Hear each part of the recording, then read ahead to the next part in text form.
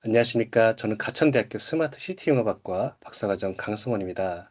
오늘은 비즈니스 프로세스 혁신을 위한 RPA 기술 동향 및 지능형 자동화 프레임워크 연구를 발표드리도록 하겠습니다. 공동 저자로는 한국에너지기술연구원의 김덕환 책임연구원님, 그리고 가천대학교 김종우 교수님께서 함께 해주셨습니다. 요약입니다. 본 연구의 내용을 요약해 드리겠습니다.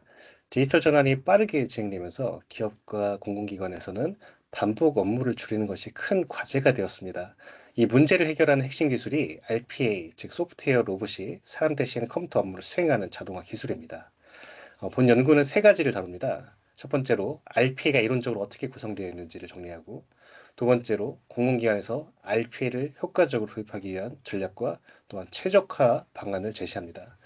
세 번째는 한국에너지기술연구원에서 실제 구현한 이 리서치 큐레이터 사례를 수치와 함께 분석을 합니다. 이 시스템은 RPA로 정보를 자동으로 수집하고 생성형 AI로 내용을 요약하고 또 배포하는 방식으로 37일 동안 103명의 구독자에게 약 3천여 건의 맞춤형 연구 동향 콘텐츠를 제공했습니다. 기존에 사람이 수작업으로 하던 정보 수집 그리고 배포에 드는 시간들이 획기적으로 줄어들었습니다.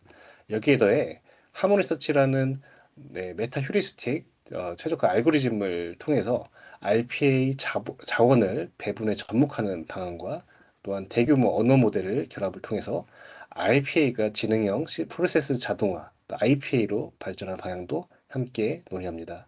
이 발표가 RPA 도입을 고민하는 연구자와 실무자 모두에게 실질적인 참고가 되길 바랍니다. 목차입니다. 오늘 발표는 크게 6가지 파트로 구성되어 있습니다. 먼저 지금 왜 이 연구가 필요한지 배경 설명드리고 RPA 기술이 무엇인지 또 어떻게 발전해왔는지 이론적으로 짚어드리겠습니다. 이어서 실제로 조직에서 RPA를 도입할 때 어떤 전략이 필요한지를 다루고 그 전략을 실제로 적용한 한국에너지기술연구원 사례를 구체적인 수치와 함께 소개하겠습니다. 네, 서론 연구 배경 및 목적입니다. 우리 주변에는 매일 똑같은 그 작업들이 반복되고 있습니다. 매일 똑같은 엑셀 파일을 열고 똑같은 웹사이트에서 데이터를 복사하고 또 똑같은 양식의 보고서를 어, 붙여 만드는 이러한 업무들을 많이 하고 있습니다. 이런 업무들은 사람이 하기에는 너무 단순하고 시간도 많이 걸립니다. RPA는 바로 이런 업무를, 이런 반복적인 업무를 소프트웨어 로봇이 대신 해주는 기술입니다. 디지털 전환이 가속화되면서 많은 기업과 많은 또 공공기관들이 이 기술에 주목하고 있습니다. 더 나아가 최근에는 챗GPT와 같은 대규모 언어 모델, LLM과 RPA를 결합하는 이런 시도들이 활발해지고 있습니다. 이렇게 되면 단순 반복을 넘어 문서를 읽고 이해하고 판단하는 것까지 자동화할 수 있게 됩니다. 본 연구는 이 세 가지 목적을 합니다. 이 세 가지를 목적으로 합니다. 첫 번째로 RPA가 기술적으로 어떻게 구성되는지를 보고 기관에서 어떻게 도입해야 되는지 전략을 제시하고 그 다음에 어, 이제 한국에너지기술연구원에서 구현한 시스템을 통해서 효과를 또 검증하는 것을 확인합니다. 네. RPA 기술의 이론적 배경입니다. 정의 그리고 진화 단계입니다. RPA가 정확히 뭔지부터 짚어보겠습니다. RPA는 로봇 프로세스 오토메이션의 약자입니다.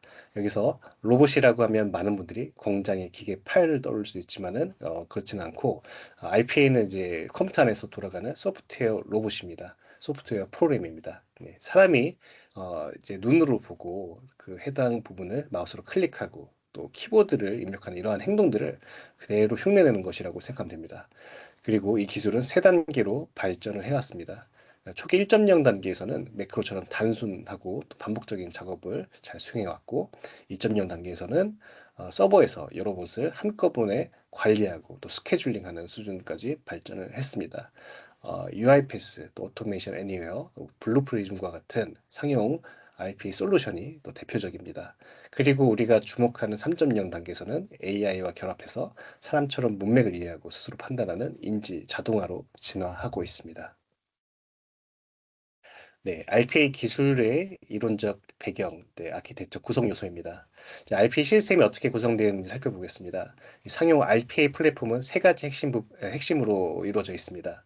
첫 번째는 디벨롭먼트 스튜디오, 네, RPA 자동화를 만들어내는 그러한 도구가 있습니다. 코딩을 몰라도 이제 블록을 끌어다 놓는 드래그 앤 드랍으로 기능을 사용하는 방식으로 업무 흐름을 만들 수도 있어서 실제 업무를 담당하는 현업 담당자가 직접 자동화 로봇을 만들 수도 있다는 것이 큰 장점입니다. 로봇 자동화 이 자동화의 복잡도에 따라서 이렇게 간단하게 업무를 만들 수도 있고 또 복잡도가 높아지면 전문 이제 로봇 개발자가 이제 업무를 이 디벨롭먼트 스튜디오에서 로봇을 설계하고 또 만들어낼 수 있습니다. 네, 디벨롭먼트 스튜디오는 자동화 로봇을 설계하고 만들어내는 그런 어, 것이라고 생각하시면 되겠습니다. 두 번째는 이제 실행 보십니다. 실제 업무를 수행하는 그 소프트웨어 로봇이고, 이 소프트웨어 로봇은 웹사이트에 접속하고 데이터를 복사하고 파일을 저장하는 이러한 일들, 사람이 기존에 수작업을 하던 일들을 24시간 쉬지 않고 수행합니다. 세 번째는 오케스트레이터입니다. 이것은 이제 로봇들을 관리하는 중앙 관리 도구입니다.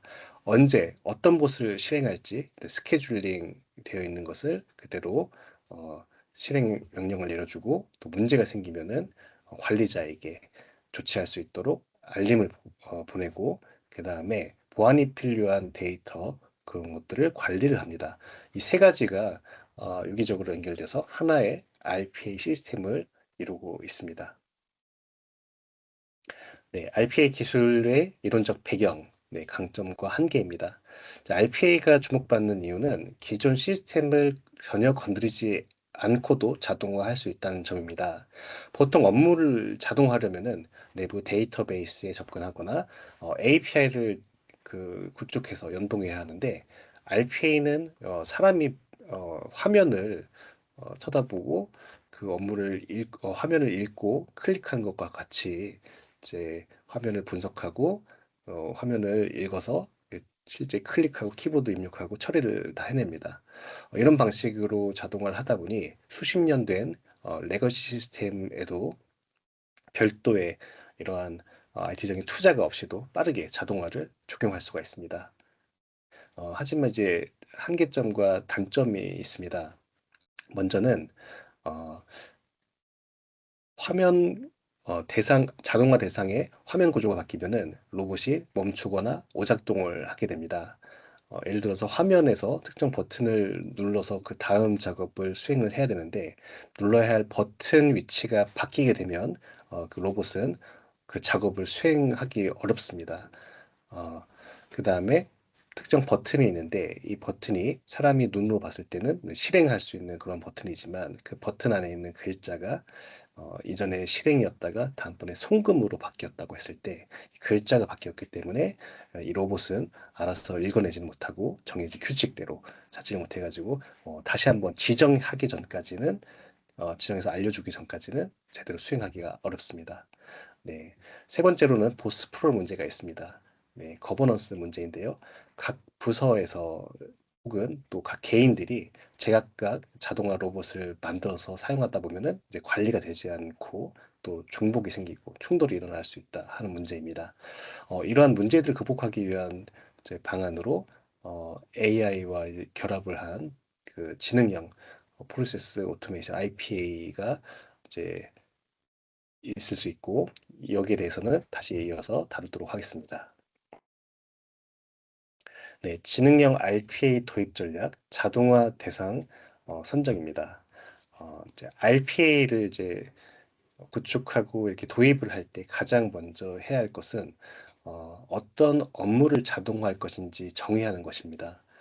네, 선정하고 그런 부분들인데 모든 업무가 RPA에 적합한 것은 아닙니다. 네, 자동화에 적합하지 않은 업무를 자동화하려고 하면은 오히려 더 복잡해지기도 하고 하여 이제 적합한 업무를 고르는 기준이 이제 필요하고 그 기준을 네 가지로 보여드리고 있습니다. 먼저는 그 자동화 대상은 이제 처리량이 많아야 됩니다. 하루에 한 번 하는 일이라면 굳이 어, 자동화 로봇을 만들 필요가 없을 것입니다. 두 번째는 이제 규칙이 명확해야 됩니다. RPA의 동작 특성상 이 경우에는 이렇게 수행이 된다라는 정해진 규칙이 딱 떨어질 수 있는 그런 명확한 규칙이 필요합니다. 세 번째는 절차가 표준화되어 있어야 합니다. 담당자마다 일하는 방식이 조금씩 다르다 보면은 이제 이 로봇도 정확하게 업무를 처리하기가 어렵습니다. 그래서 정확한 기준, 그 다음에 매뉴얼이 있어야 합니다. 네 번째로는 디지털로 입력되는 데이터여야 합니다.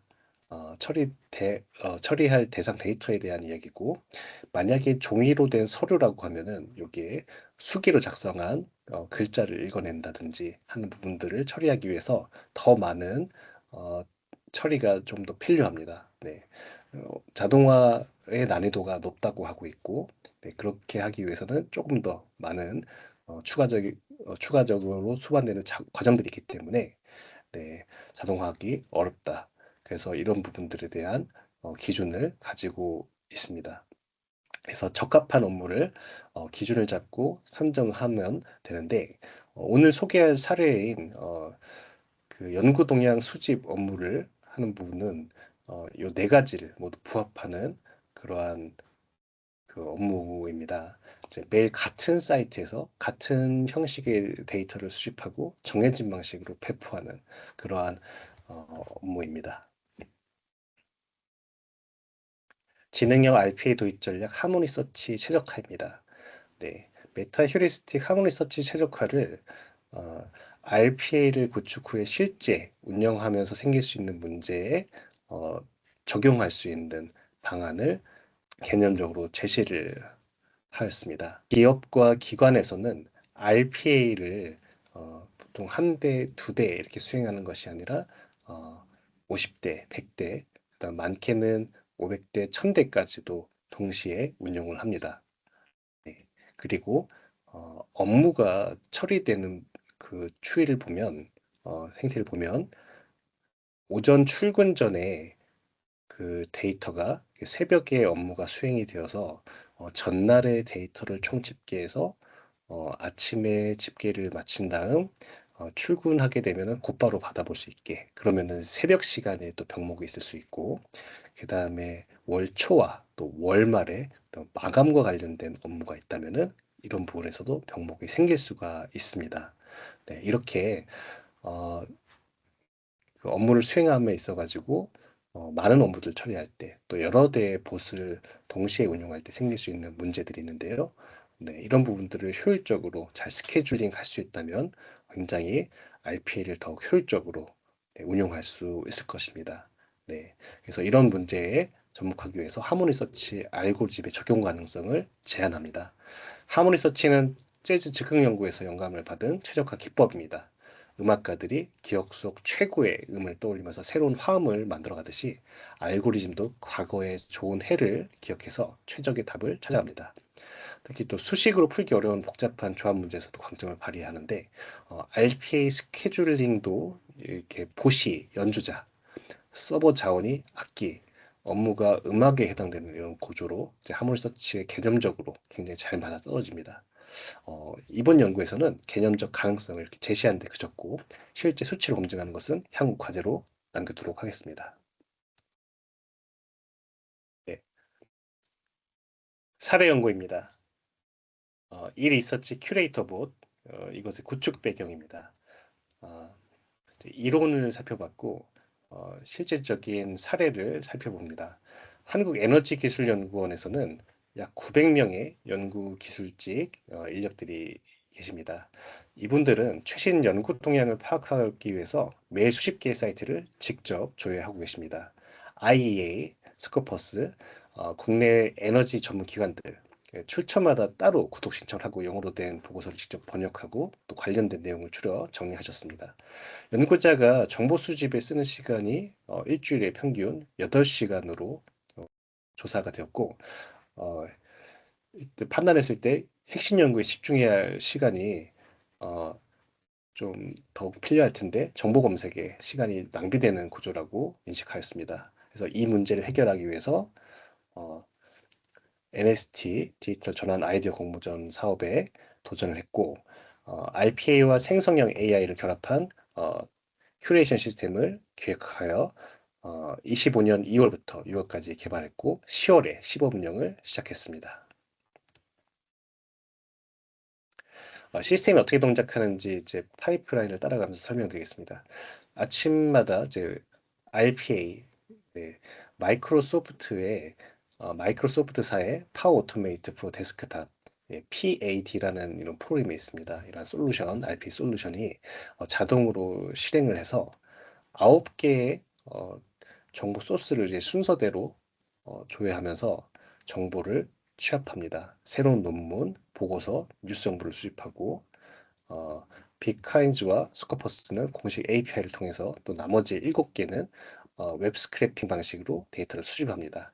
수집된 정보는 4단계로 이제 필터링을 거치고 오늘 새로운 올라온 것인지 신규성을 먼저 확인하고 에너지 분야와 관련이 있는지 도메인 필터링 한 다음 그다음에 중복 콘텐츠를 걸러내고 또 마지막으로 각 구독자의 관심사와 얼마나 맞는지를 계산을 해냅니다. 이 마지막 단계가 이제 핵심입니다.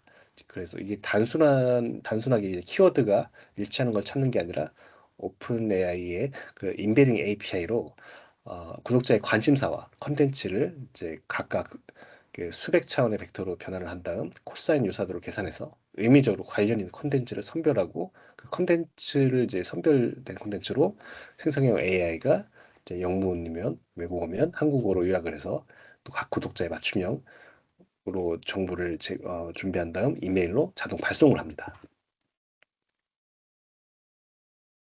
네. 그래서 그 시범 운영 성과입니다. 37일간 시범 운영 기간 동안 103명의 구독자에게 약 3천여 건의 맞춤형 컨텐츠를 제공했습니다. 네, 하루 평균 네, 80여 건이 넘는 이제 컨텐츠가 자동으로 생성되고 또 발송이 되었습니다. 어, 이제 모든 것이 자동으로 이루어졌고 또 경제적인 효과도 다음과 같습니다. 네. 그래서 그 시스템 구축 예산은 이제 2천만 원이었는데 투자 대비 효과가 250배가 넘는다는 계산 결과가 나왔습니다. 네, 추정치이고 이런 시스템의 가능성을 또 보여줄 수 있는 수치입니다. 그리고 이 과정 중에서 이제 법무법인 검토가 있었습니다. 네, 자세하게 조금 이따 한 번 더 말씀드릴 텐데 데이터를 이제 스크래핑 또 취합해 올 때 이제 저작권 문제를 이제 검토를 했습니다. 이제 로봇 사용을 이제 금지하는 IEA, 어, 아이레나 이러한 사이트들은 제외를 한 것이죠. 그래서 검토를 통해 가지고 이렇게 제외하고 그래서 대상을 이제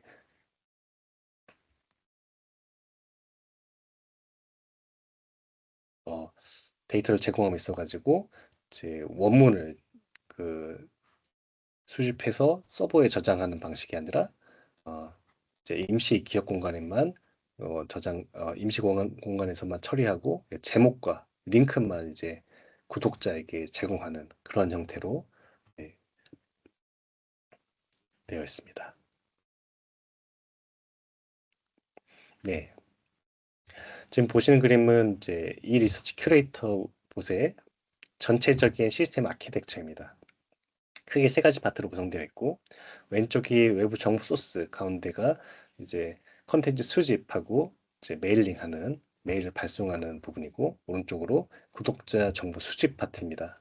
그래서 오른쪽에서 구독 신청이 이제 들어오면 이제 왼쪽에서 정보가 이게 수집이 된 다음 가운데서 이제 처리되고 다시 그 구독자에게 결과를 제공하는 그러한 순환 구조입니다. 왼쪽부터 보시면은 정보 소스가 네, 최초 12종이었으나 법무 검토를 통해서 IEA, 아이레나, 외교부 이 세 곳이 로봇 사용을 아까 제가 말씀드린 대로 명시적으로 금지하고 있다는 것을 확인하여 제외를 하고 나머지를 그 초기 설계한 거에서 세 가지를 빼고 최종 운영을 했습니다. 그래서 점선 표시된 부분이 이제 제외된 곳이고 나머지 것들은 이제 빅카인즈 언론지능재단 API, 그다음에 논문은 스코퍼스 API, 보고서, 아티클, 웹스크래핑 방식으로 수집을 합니다.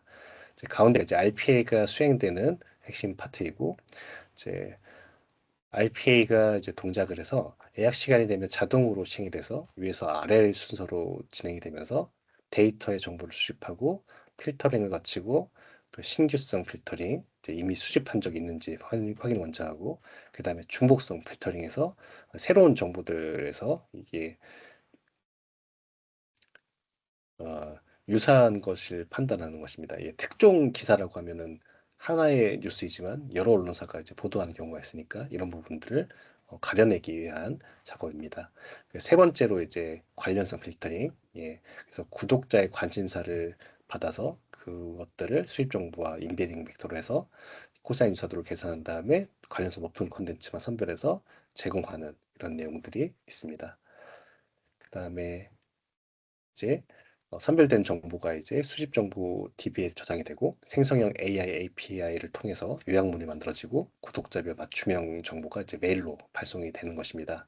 이 전체 과정이 주기적으로 계속 반복이 되고 어, 역시 오른쪽 파트가 이제 구독 신청을 받는 창구입니다. 네. 그래서 외부 페이지와 내부 관리자용 페이지도 분리되어 관리되고 있습니다. 그리고 아까 말씀드렸던 이제 구독자의 관심사는 이제 인베딩 벡터 형태로 구독자 DB에 저장되어 있고 파란 점선 화살표 이렇게 이제 네, 가운데 파트에 관련성 필터링에서 실시간으로 이제 활용이 되는 것입니다. 네, 그래서 최종 결과와 같이 이제 데이터를 제공했습니다. 시범 기간 운영뿐만 아니라 현재도 잘 운영이 되고 있고 내용을 확대해서 한번 보여드리겠습니다. 먼저는 이제 아래쪽에 이제 Gmail 이렇게 보실 수가 있는데요. 네, 메일이 매일매일 어, 제게 메일을 보내주고 있는 내용입니다. 다음으로 한번 넘어가 보겠습니다. 네, 메일은 이제 길게 어, 데이터를 제공하고 있는데 그 부분을 잘라서 확대하여 조금씩 살펴보도록 하겠습니다. 에너지 기술 관련 최신 동향 보여주고 있고 관심 분야가 이제 그 남색으로 띠 형태로 나와 있는데 여기에 제가 적었던 키워드가 관심 있는 키워드가 적혀 있습니다. RPA 최적화 하모니 서치입니다. 그래서 이 서치를 이제 인베딩해서 처리를 한다는 내용입니다. 그리고 그 다음에 첫 번째로는 이제 뉴스를 보여주고 있고 그 다음에 페이퍼, 그 다음에 아티클, 그다음에 마지막은 푸터까지 해서 이렇게 메일로 제공을 매일매일 해주고 있습니다. 굉장히 유용하게 잘 사용하고 있습니다. 지능형 자동화로의 전이입니다. 네, 연구원의 사례로 RPA가 우선 강력한 그 장점들이 있는데 거기에 더해서 AI와 결합했을 때 훨씬 더 강력하게 기능을 제공할 수 있다는 것을 알 수가 있었습니다. 구체적으로 살펴보면은 RPA만으로는 그 정해진 형식의 데이터만 다룰 수 있었는데 LLM을 통해서 그 문서의 내용을 이해하고 요약할 수 있었습니다. 또 판단도 가능해졌습니다. 이 정보가 중요한가? 이 상황에서 어떻게 처리해야 하나? 이런 것들을 사전에 짜놓은 규칙이 그 세부적으로도 사실은 다 있어야 되지만 그런 것들이 일부적으로는 이제 맥락을 보고 결정도 할 수 있는 것이죠. 세 번째로는 자연어로 이제 로봇을 만들 수 있게 되었습니다. 매일 아침 9시에 스코퍼스에서 수소 에너지 논문을 수집해서 요약해줘라고 말하면 LLM이 이 말을 해석해서 RPA의 그 자동화 흐름을 자동으로 생성하는 것이죠. 그래서 표에서 보시는 것처럼 기존의 RPA와 그 다음에 LLM을 결합하여 IPA가 되어 이것은 이제 처리 가능한 데이터의 범위, 또 A 처리 방식, 또 설정 방식에서 자동화를 만들어내는 그런 방식에서 근본적으로 이제 차이를 좀 더 강력하게 보여줄 수 있다는 것을 보여주고 있습니다. 자, RPA는 이제 그 기존 그 가치에 더해서 지능의 업무까지 처리할 수 있도록 네, 진화가 되고 있습니다.